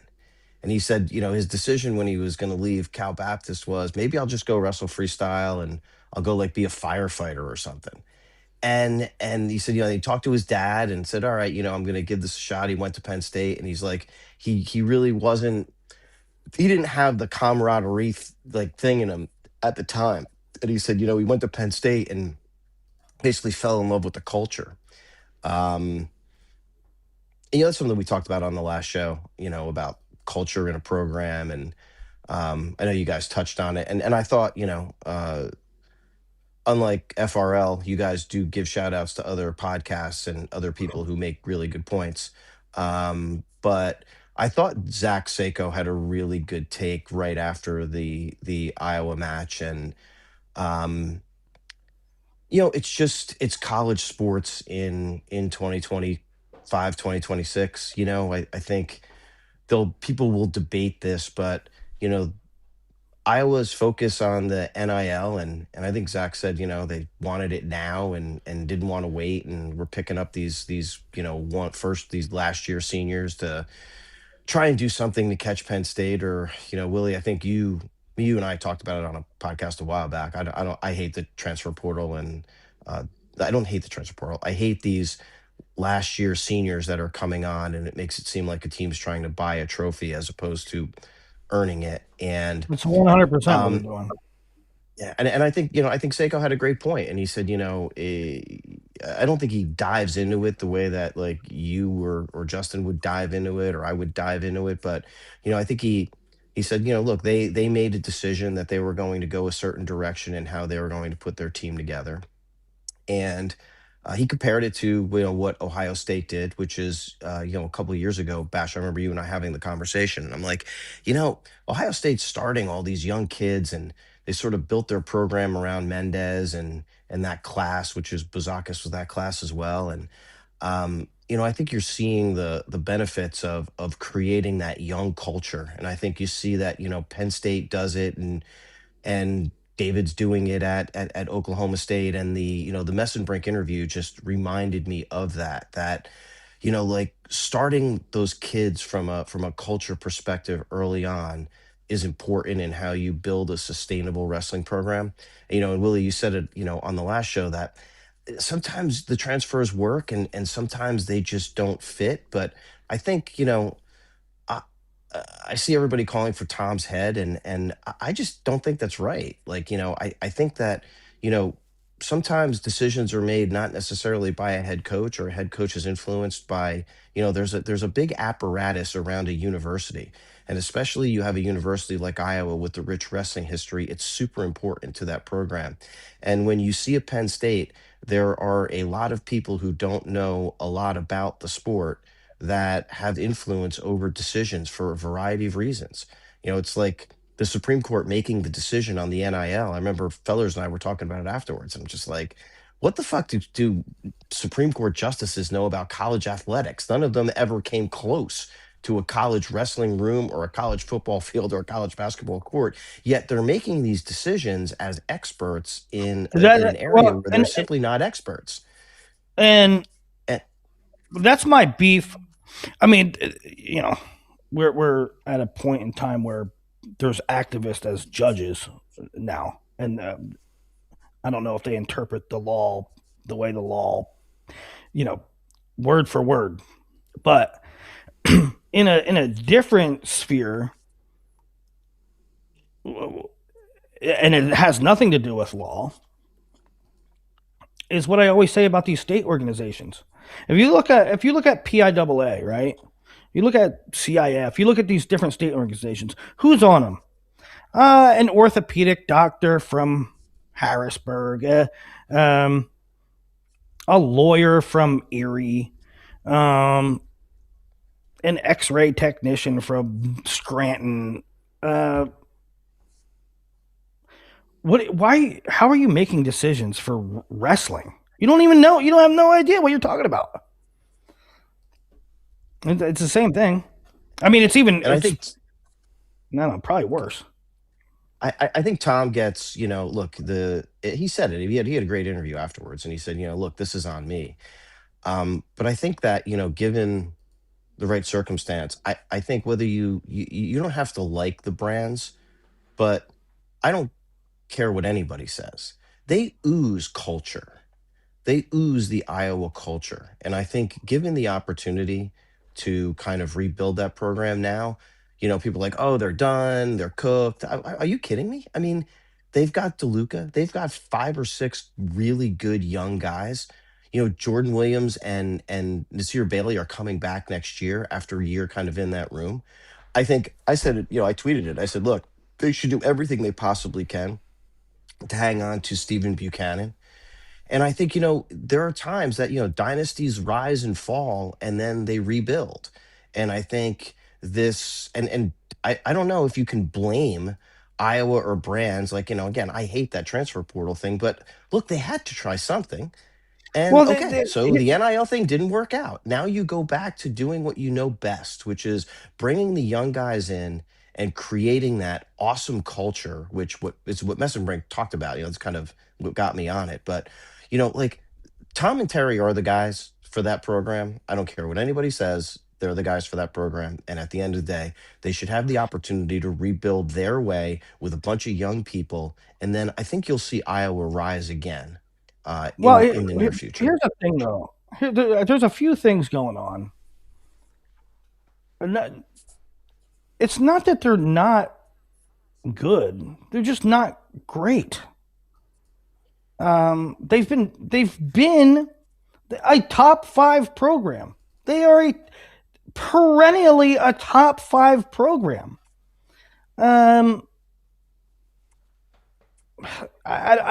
There's no other way to. I mean, you cannot say that Iowa wrestling is like bad. I don't know what you're saying, right? They just not been Penn State. You take Penn State out. You take Penn State out of the equation. Iowa has been probably one of the most successful programs in the last in Tom and Terry's career tenure at Iowa. Now, the problem is, and not the problem is, they've just not been over the hump. You got to kind of. I know they won that one year, but you got to kind of be a little bit more competitive than that. The eyeball test is there. And here's another angle of it. Tom's been there for 20 years. Yeah. How long do you extend him? Right? I mean, does he earn the right? Does he earn the right to stay as long as he wants? I mean, if you're telling me that, then I get it. But change has to come at some point, pretty dang soon, because he's that old. He's been there that long. So they could look at it through the lens too of, hey, Tom's not gonna be here very much longer. Do we make a change now or wait till he's done? And two things. I've said it on shows before. That Tom is as old school as you can get. He's less frills and less shiny objects than anybody in college wrestling. And now you're dealing with egos and NIL. And, there was a time where Tom was criticized for not recruiting as much. And he was kind of very open about it. And now you want him to not only recruit, but you want him to recruit NIL guys. You want Tom Brands to recruit guys that are basically looking for a paycheck to wrestle. You want Tom Brands to do something that he didn't want to do years ago. Now you want him to do it doubly for a cause that he doesn't really find morally right. It's just, there's a lot of moving parts. And it's a different era. I think a couple things. I think one, it's got to be difficult to be Brands because you have a fan base who, look, I'm 55, right? The majority of my youth was spent wrestling equaled Iowa.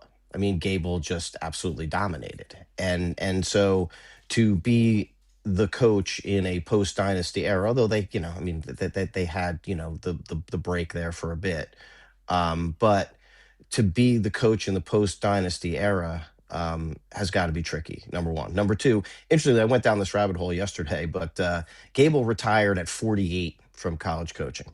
So I kind of looked at, but John Smith and that. So he kind of left probably at the right time, because I do think you need that kind of youthful sort of thing going on, especially in the world that we currently live in. Another issue I think that you see, which could be a Tom problem, that old school mentality. Ed Feller said this in our group chat yesterday, or group text yesterday, which I thought was interesting. He said, like Cal and Penn State get guys that absolutely love the sport, and then they nurture them further to love the sport more. And I don't know whether that's a problem in the Iowa room, but having spoken to a bunch of former Iowa wrestlers over the last couple of years, you don't get, and this may not be everybody, but you don't get the same, what I'll call casual, almost casual feedback is the only way I can say it, where you're just conversing with somebody and they're saying things and they say something, out of the conversation. I had one of them say something to me like, well, no one ever stays at Iowa, meaning after they leave college. And it kind of, that struck me slightly as, like, like that's an interesting observation from somebody who spent a lot of time in that room. And you don't really have that to a degree at now the dominant program, right? So I think there's a little bit of point being, I think there's a little bit of an unfair lens, simply because of the history of Iowa, number one. That being said, I do think that, the the seeming, I have no idea whether this is true or not, I'm just being a fan here, the seeming inability to go away from the old school mentality could be something that hurts Iowa. But I Yeah, will say this, well, you guys touched on it earlier, and I'll say this and I'll let you talk. But um, the first sequence of the duel the other night was probably the best sequence of the entire duel for Iowa, and then it went away. Peterson came out and just basically ran over Lilledahl. He almost had the Merkel in. I thought he was going to score right on the edge, and then Luke did just that amazing, he did kind of a cartwheel out of it, or kind of flipped like a forward roll out of it. But like that's what I grew up expecting from Iowa, and then they backed off, and I don't really and maybe Peterson, he clearly got his bell rung there quickly, and I don't know how much that factored into the match. um, Peterson's not the kind of kid who's going to give you an excuse, so I suspect we won't hear anything about it. But he came out absolutely on fire, and Ryder Block did the same thing.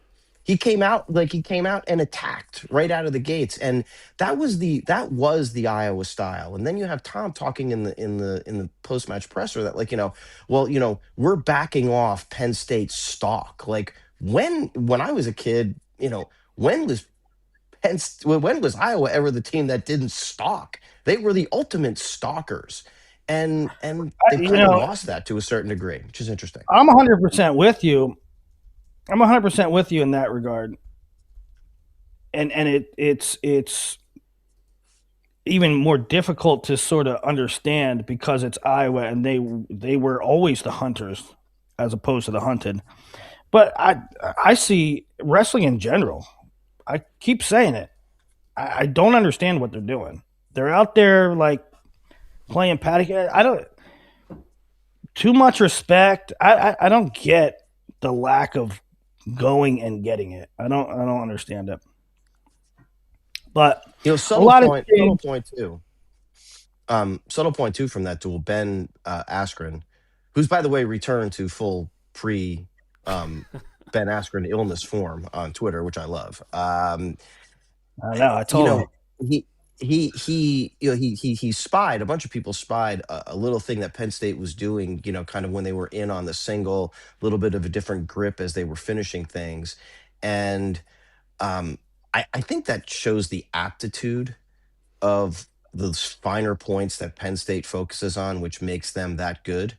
I think the other thing that I'll say is I was fixated um, on Ono during that duel. He was right behind the one camera as you were looking at the Penn State bench. And I mean, he was sitting there like just Engaged. dialed in to every single match. It's like, man, you got a guy that's that talented in the room. It's almost like a cheat code. Because it wouldn't shock me that what Askren was talking about is something that, if you watch Marcus Blaze, Marcus Blaze has kind of adopted a bit of the way Ono wrestles in the hand fight. And when you have stuff like that, as talented as Penn State is, and as great of a culture as they have there, and then you add that level of high level expertise technique to that group, yeah, they're gonna smoke everybody. They're dialed into the absolute smallest details, and that gets overlooked a lot. But like, yes, they have a great culture. Kale is definitely a Yoda type figure, but like, Casey and Cody, man, they're like watching videotapes and like rewinding it and slow motioning it, and they focus on. I've been in that room, when they're teaching quote technique close quote, and it is down to the absolute finest point, and it's explained in a way that's super simple that everybody gets, and that's what gives them the advantage. They're like ahead of the curve because they work hard and they keep themselves ahead of that damn curve, and it's very, very impressive to see. Very impressive to watch on a micro level. Yeah, they certainly, there probably some things we don't see in trends or techniques or whatever, but if you pay attention to the biggest ones recently, it's been Penn State creating them, right? Far ankle defense, trap leg ride, which they now outlawed because it was so effective. These running up the leg in that last duel that Ben noticed, where Levi he climbs and then he goes inside.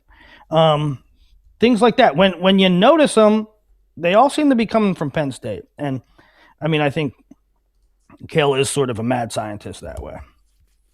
How about that little reverse hook on the ankle when they're in two? That was something that David used to do. That little like kind of inside, and they kind of scoop the ankle like from the reverse way. It's really, really interesting, high level stuff when you gotta record it and rewind it and watch it in slow mo. But it's for people who like to watch that super high level micro technique, it's they do everything. They seemingly do everything right down to the micro level, which is just absolutely fascinating to me. Kind of like the way I play Uno No Mercy and smoke my family every single time we play, like I did last night. But yeah, strategy is important. All right, boys. Big weekend coming up, so I'm going to try to get the crystal ball out, and maybe Thursday. We've been dying to do the all freshman team. We've been dying to do most likely to go undefeated into the postseason, and there's only a handful of guys at that level now. Well, there's an update. Intermat updated the article. Remaining undefeated guys and the rest of their schedule. So go check that out. We'll fit in what we can get in Thursday, but the main things will be crystal ball and weekend preview, and maybe if we can get something else in. Can I make one podcast suggestion to you guys before you leave? Sure. You should do a prime time special after Bash puts the kids to bed down in warm Florida while we're sitting here in the snow. Prime time special should be the crystal ball review. I'm going to tell you that. You guys do 2 a week. I love it twice a week. One time, do a little nightly episode. We're all looking for wrestling content in the middle of the week. Prime time, Willie Sailor, crystal ball, the brain, reveal. That's what I would like to see. Maybe we'll do that. Maybe we'll do weekend preview. That's typically like your sleeping time, but you could stay up. Like you're back from Mexico and relax now. He also stays awake for 2 days at a time and sleeps for 2 days at a time, so he doesn't have awake and sleep time. All right, prime time crystal ball reveal would rival the college football reveal show for the playoffs, in my opinion. Thanks, boys. Always appreciate having me on. See ya. See you, Cap. See ya.